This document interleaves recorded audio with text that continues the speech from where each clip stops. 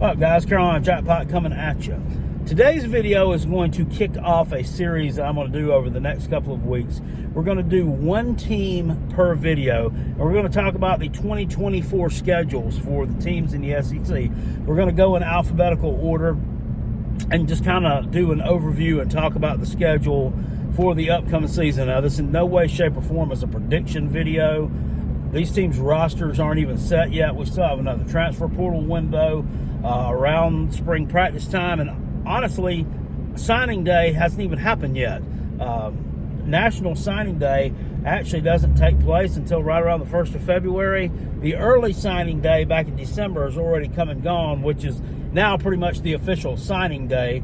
But as you well know, these seniors in high school can go on ahead and enroll early now if they've got enough credits to graduate. So there's another signing day coming up where some teams will add a few more pieces. But I want to talk about this stuff, and before we get started with it, a couple of things. If you're new around here, please give a teeny tiny bit of consideration to staying true around here by subscribing to this channel and hitting the thumbs up button on this video if you enjoy it. I would appreciate it if you do that. We do college football content here all year long, and we have a heck of a good time doing it.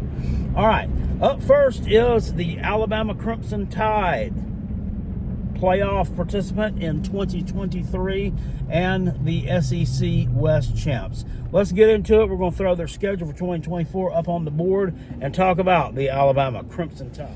Now, there's the slate, and as you see, each team, not on this schedule because I wasn't able to pull up one that actually fit for what I was looking for, but every team is going to have 2 off weeks this year. Kind of the way the schedule fell out with the weeks of the year. I'm not sure if that's going to be a thing going forward, but it is in 2024. I don't think it is. I believe this has happened before in the past. Of course, the Crimson Tide lost in the first round of the playoffs this year. Head coach Nick Saban, who's been there since 2007, as you know, this has already been talked about at length, retires after the playoff loss to Michigan, and a couple of days later, they hire Kalen DeBoer, whose team at Washington competed for the college football playoff national championship against Alabama. A lot of people up in the air about this hire. They don't really know if it's going to go south, if it's going to be a great hire. All I can say is, look, the guy's 104-12 as a head coach in college football at some particular level. He's been at 3 different levels. He's been Power 5, he's been Group of 5, and he's been in NAIA. He's won wherever he's been at. A lot of people are concerned about the recruiting. I mean, I get that. So I guess we'll have to see. Washington, which he just recently took over in 2022, or ahead of the 2022 season, actually November 2021, was an absolute dumpster fire before he got there. So it remains to be seen. I mean, if he can recruit. I think that Alabama is a much bigger, better draw than a Washington is. A lot of people argue the point that, well, they were only going there because they wanted to play for Nick Saban. Maybe not. We'll have to see, but let's give the guy the benefit of the doubt and not fire him immediately after 2 years without even giving him a chance to coach his first ball game yet. And he's going to get to do that on August 31st. Alabama takes on Western Kentucky at home. Sun Belt team. Are they Sun Belt? No, they're not. They're Conference USA. Are they Conference USA? No, they're American Athletic. I get all these conferences confused and jumbled up now anymore, but you would think that would be a fairly easy win for Alabama. Then the next week they take on South Florida at home. I actually saw someone who had in their way too early 12-team playoff. Somebody actually had South Florida in there. I guess that's one of the two highest rated Group of 5 teams, or however that breaks down. I mean, I get it. They had a good season last year. Totally destroyed Syracuse in the bowl game. Playoffs, I don't know about. That should be an easy win for Alabama. It should have been last year. You remember that was a game they kind of struggled with a lot on the road at South Florida. This year, I would think that Alabama should be able to roll in that game, but who knows.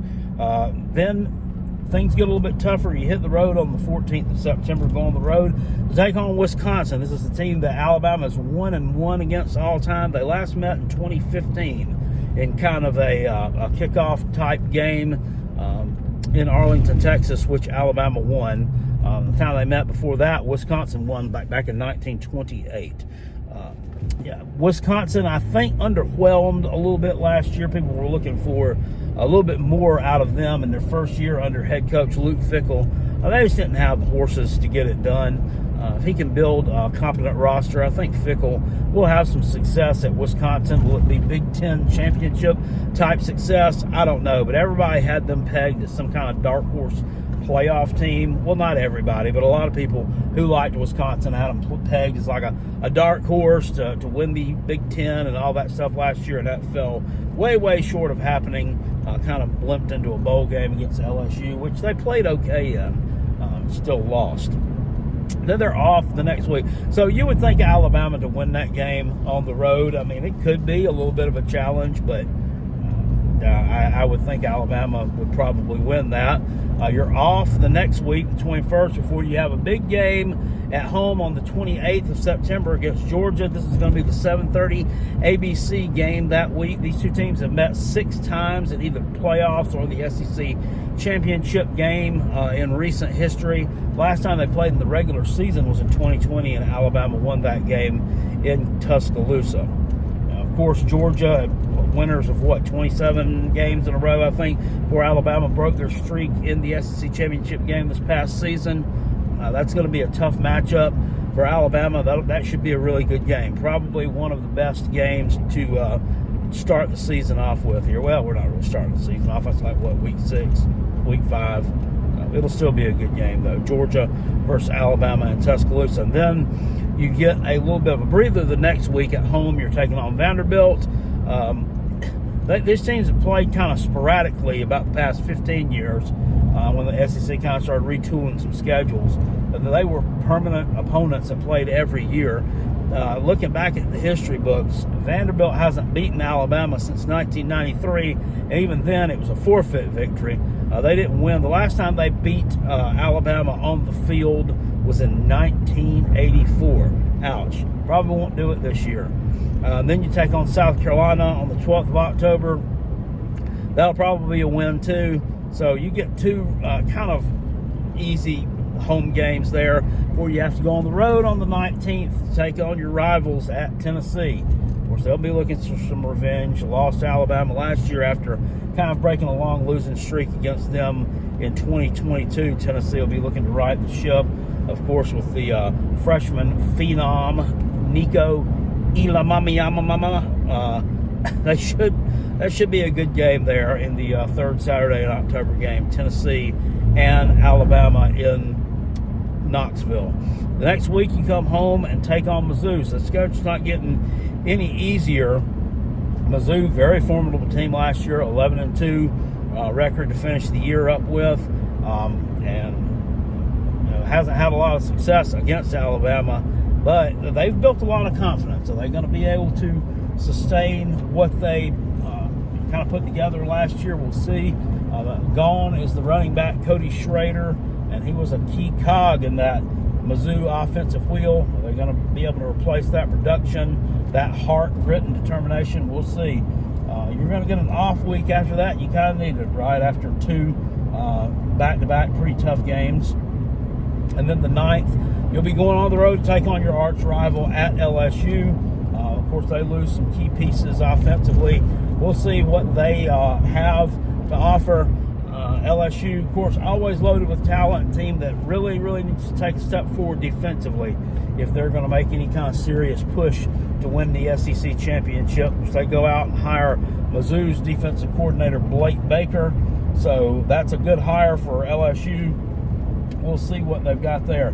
The 16th, you get a FCS team in Mercer out of the Southern Conference. And then on the 23rd, you're on the road to Oklahoma. These 2 teams last played in the 2018 Orange Bowl, which was won by Alabama. Of course, Oklahoma, quite a bit of improvement last year. Gone is quarterback Dylan Gabriel. So we'll see what Brent Venable's squad can do this year in their first year in the SEC.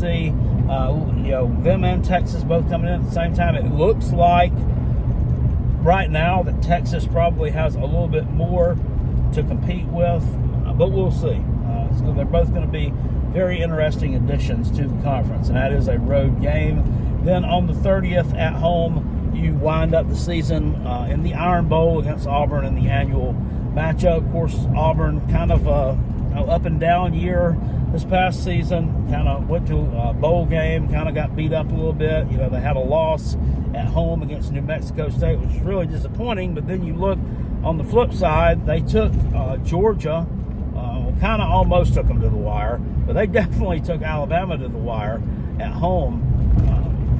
Dropped, kind of got blown out by Texas A&M. They blew out some teams such as Mississippi State and Arkansas. So, we'll see with Auburn. They're kind of up and down. Hugh Freeze has been recruiting pretty well. He's been cultivating the transfer portal at a decent rate.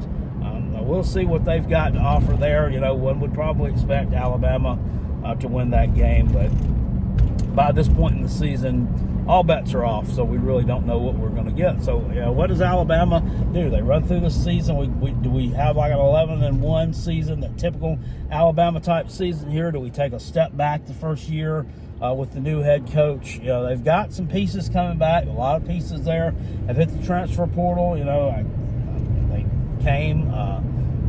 Probably a lot of these people who didn't want to play for Nick Saban, and he leaves. I decide they're going to explore their options elsewhere. Don't want to play for the old coach from the Pacific Northwest. Hey, I get it. These guys are young. You only live once, right? Wonder how four-star running back Daniel Hill's daddy's feeling right now. The kid that was down to South Carolina, Mississippi State, and Alabama, and ultimately chose Alabama pretty much from what I understand, because that's where his daddy wanted him to go to. I bet they're feeling smart about that decision right now. But it's not a video about South Carolina. That's the Alabama 2024 schedule. Haven't made a video, not really putting anything else out there about South Carolina right now and the situation. Transfer portal quarterback Robbie Ashford from Auburn looks like he is definitely going to be a Gamecock in 2024. We put a video out about this several weeks ago talking about it. Really no need to rehash and talk about it again. I think this is probably what you need. You've got a quarterback who has some experience, who has done some good things. He's done some bad things. Not really real adept at throwing the ball, but he can run around a little bit. I think it's a quarterback who could be a serviceable backup that is not going to scare off Lenora Sellers, the very talented freshman, because it's all about right now. I mean, I don't know what kind of competitor Lenora Sellers is. I would think that he is a competitor who wants to win his job and keep his job and fend off anybody else who wants to take his job. But at the same time, a lot of these kids just really get upset. It's like they don't want to compete for these jobs. They want a starting position just handed to them. That's why Shane Beamer wasn't able to land a quarterback out of the portal until right now. According to him, everybody was calling him wanting to be guaranteed the starting job. I mean, what the hell? They don't just guarantee you the starting job, and nobody who does that. So that's just that's insane in my mind. I can't fathom any college coach just out and saying, yeah, you'll be the starter, you come here. I mean, really? No, you're going to have to work for it. I mean, you have to work to win ball games, and they don't hand you wins and losses. You have to work to throw a touchdown pass, right? They don't just hand it to you. So they shouldn't just hand you a position. That makes no sense to me. Now, I had a Gamecock fan on Twitter earlier, basically tell me I was dumb. And that Luke Doty or the incoming freshman Dante Reno should be the starting or should be the backup quarterback, and this guy should be moved to defensive back or wide receiver. I don't think that's why they recruited him there, guy.